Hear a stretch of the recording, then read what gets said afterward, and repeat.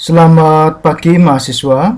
Hari ini kita akan bersama-sama belajar tentang produksi pulp atau bubur kertas dan kertasnya. Ya, kita belajar tentang produksi kertas karena di sekitar kita kan banyak pabrik kertas atau karton seperti Suparma, Ciwi Kimia, dan yang di Mojosari itu saya lupa namanya. Pakerin kalau nggak salah ya, Pakerin. Nah, ini adalah sejarah untuk produksi kertas.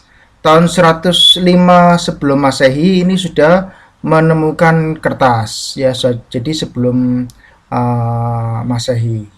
Sorry, 105 setelah Masehi ya.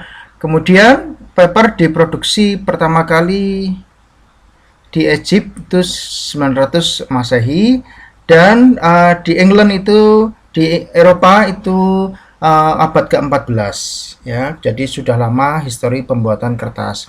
Sebelum kertas digunakan, kita tahu bahwa banyak sekali tulisan-tulisan dibuat di atas daun seperti daun lontar, atau dipahat di batu, atau kemudian dipahat di daun jati, ditulis di daun jati dan sebagainya. Nah, ini adalah contoh peralatan dari mesin press untuk pembuatan paper di Inggris ya, abad ke-14 ya. Ini ya mesin pressnya. Kenapa mesin pressnya? Karena untuk mempercepat produksi ya. Jadi bubur kertasnya kemudian dipres dan kemudian dikeringkan ya. Di Amerika sendiri itu tahun 1690 atau abad 17 masuk ya ke Philadelphia. Oke. Tahun 1798, Nicolas Louis Robert dari Prancis menemukan cara produksi kertas dengan menggunakan mesin. Karena apa? Kita tahu revolusi industri 1 itu adalah berbasis pada mesin uap. Dan setelah ditemukannya mesin uap, maka banyak sekali proses yang dimekanisasi menggunakan mesin ya. Nah, ini adalah produksi mesinnya untuk produksi kertas ya. Mesinnya ini di Amerika tahun 1827. Nah, ini adalah produksi berlanjut bagaimana menggunakan bubur kertas. Mulai 1879 ini penggunaan bubur kertas sudah mulai dominan sebagai salah satu strategi untuk pembuatan kertas.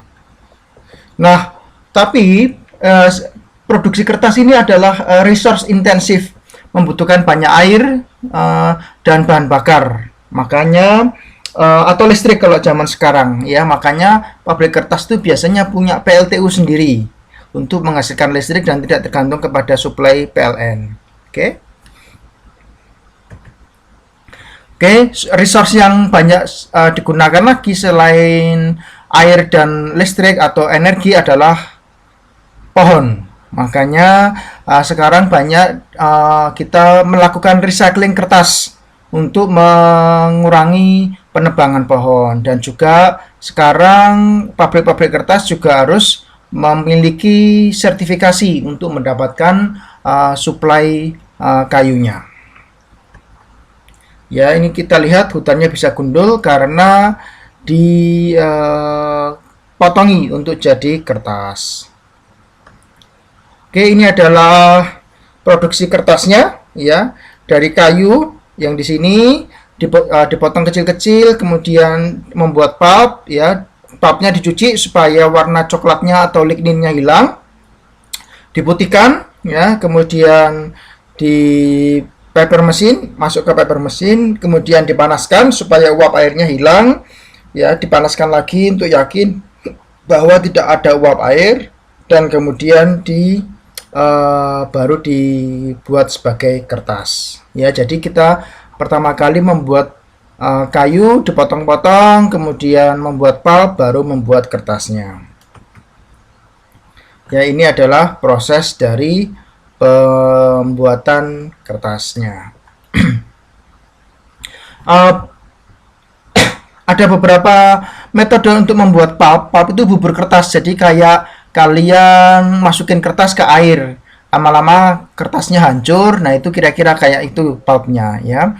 5 metode untuk pembuatan pulp adalah menggunakan secara mekanik, kemudian gabungan antara proses mekanik dan kimia atau semi mechanical, ada thermomechanical yang panas, ada gabungan antara kimia dan mechanical atau semi mechanical dan thermomechanical pulping atau melibatkan larutan kimia. Nah, untuk proses yang lebih familiar adalah sekarang adalah chemical pulping atau menggunakan larutan kimia. Ya, chemical method itu adalah paling populer digunakan karena dapat memproduksi kualitas paper yang tinggi daripada menggunakan cara mekanik ya. Sampai sekarang metode chemical atau craft process ini menghasilkan sekitar 85 atau untuk 85% sekitar produksi pulp di Amerika Serikat. Ya, ini adalah outlet untuk pabrik di Amerika, salah satunya ya ini adalah wood chips yang di atas dari pohon ya, kemudian dipanaskan,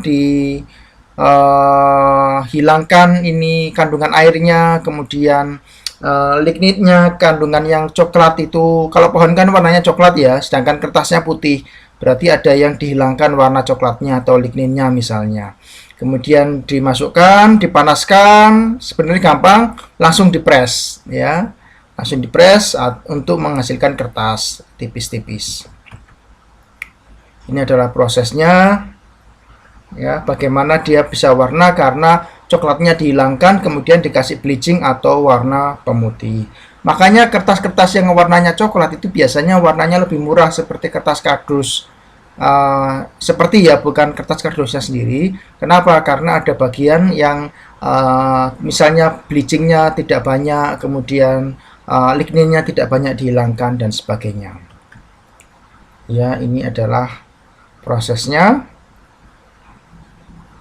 Ya, melibatkan bleaching, klorin, mixer untuk menghasilkan cairan pemutih kayak pemutih baju itu, kemudian NaOH, juga CO, C10, C1O2, NaOH lagi dan sebagainya. Ini adalah chemical process dalam pembuatan kertas. Ya, ini adalah wet pulpnya ya, kemudian refiner, cleaner, dibersihkan, di screening, disaring, mana yang masih bronggol-bronggol itu dihaluskan ulang, kemudian baru dipres ya untuk menghasilkan kertas. Ini presnya kemudian ditarik untuk menghasilkan lembaran kertas. Nah, ini prosesnya juga harus hati-hati karena bayangkan kita menggulung kertas, makanya harus terukur, kalau enggak kan patah atau putus nanti kertasnya, apalagi masih dalam kondisi setengah kering, bukan total kering. Ya, ini steamnya untuk mengeringkan dari kertasnya, karena kan tadi dari bubur kertas atau pulp tadi. Ya, ini prosesnya melibatkan boiler, melibatkan pompa. Makanya saya bingung kalau kalian belajar kimia industri tapi nggak kenal pompa, nggak kenal apa itu diesel, filter, heater dan sebagainya. Tapi ya udahlah, kita udah pernah bahas masalah kebingungan saya ini. Oke. Ini adalah smelt, dissolver, grain liquor, clarifier, lime, ya, digester lagi, kemudian pompa, makeup water untuk menyuci, ya, menyuci untuk meyakinkan ligninnya yang warna coklat tadi benar-benar hilang. Oke. Kira-kira lebih seperti itu prosesnya. Nah, masalahnya adalah ini sangat-sangat tidak ramah lingkungan karena satu tadi banyak menebang pohon, dua adalah menggunakan sumber daya air yang sangat besar, tiga menggunakan energi yang sangat besar, dan empat menggunakan cairan kimia yang banyak. Makanya ini menjadi tantangan bagi produsen kertas untuk mengatasi beberapa masalah yang saya sebutkan tadi. Ya, ini misalnya dibuang ya airnya, kemudian pohonnya digunduli, Pertanyaannya, kalau pohonnya gundul nanti masalahnya banyak. Masalahnya tidak ada penyerapan air sehingga mata air kering. Kemudian banjir, longsor dan sebagainya tentu juga harus jadi masalah. Kemudian habitat hewan, kemudian oksigen yang tidak lagi diproduksi oleh pohon yang bersangkutan, kemudian menyebabkan pemanasan global dan sebagainya. Ya, ini adalah masalah-masalahnya. Jadi sekarang pabrik kertas juga harus melakukan penanaman ulang terhadap pohon-pohon yang ditebangi tadi. Ya. Nah, ini yang saya sebutkan tadi adalah penggunaan bahan kimia yang banyak di industri kertas. Contohnya adalah hidrogen sulfide. Kita kemarin sudah bicara tentang pencemaran lingkungan di kelas ekologi industri. Kalian lihat tentang pencemaran air. Kemudian sludge, ya. Sludge itu adalah kayak bubur kental-kental gitu. Ya, kemudian menghasilkan dioksin. Dioksin ini gas yang sangat beracun, dan furan, kemudian BOD, COD, dan TSS. Nanti kalian akan lihat mata kuliah kimia industri untuk tahu apa itu BOD, COD, TSS. Ya, hidrogen sulfida adalah toxic gas ya yang bisa membunuh manusia. Ya, kalau kandungannya di atas 500.000 parts per billion, maka bisa membunuh manusia karena mengganggu sistem pernafasan dan juga merusak bagian mata. Nanti kayak kebakar, ya, saluran pernafasannya kayak kebakar, kulitnya melepuh gitu. Ya, ini adalah H2S. Kemudian dioksin dan furan. Dioksin ini sangat berbahaya, ya, karena bisa menyebabkan kematian juga. Klorin juga, ya. Nanti masalahnya kalau dibuang tanpa diolah atau dibuang ke sungai, misalnya ke Kalimas, itu nanti Kalimas padahal menjadi sumber air untuk PDAM Kota Surabaya. Sedangkan kita tahu bahwa untuk bleaching, seperti kayak pemutih pakaian kita itu menggunakan klorin. Maka kalau klorinnya nggak diolah dengan baik, kemudian dibuang ke Kalimas atau Kali Berantas, sedangkan sungai itu nanti menjadi sumber bagi PDAM kita. Ya, ini adalah contohnya. Nah, contoh berikutnya adalah mengurangi penggunaan air. Ya, menggunakan air. Air ini banyak digunakan lagi, sekali lagi untuk memproduksi kertas bersih. Makanya saya tadi bilang kalau kertasnya coklat seperti kertas warna karton ini, penggunaan airnya juga sedikit, prosesnya lebih sedikit, kimianya lebih dikit, sehingga harganya lebih murah. Ya, makanya kadang-kadang perlu untuk beberapa pekerjaan seperti pembuatan laporan, nggak usah pakai kertas folio yang putih, pakai kertas paper buram saja. Supaya apa? Supaya ramah lingkungan. Kenapa?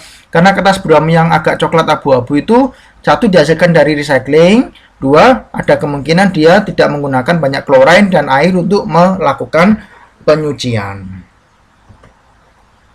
Ya, kemudian bahan lain adalah asap dan debu yang dihasilkan dari pembakaran bahan bakar, baik untuk pembuatan PLTU-nya atau pembuatan air panas di boiler. Nah, kalian kan bingung apa itu boiler, tapi ya udah, sekali lagi saya nggak bisa komen apa-apa ya. Nah, untuk mengatasi polusi-polusi ini, kalian juga harus nanti menggunakan elektrostatik presipitator untuk mencegah pengeluaran debu dan asap ke atmosfer. Ya. Kemudian menggunakan bahan bakar yang relatif bersih lingkungan, hemat, ramah lingkungan, seperti natural gas itu kan asapnya dan debunya kan lebih sedikit daripada batu bara, apalagi batu bara yang low rank coal atau batu bara kelas rendah. Oke, demikian penjelasan hari ini, karena sebentar lagi kalian akan saya minta untuk melihat tentang pencemaran air dan udara. Terima kasih, sampai jumpa.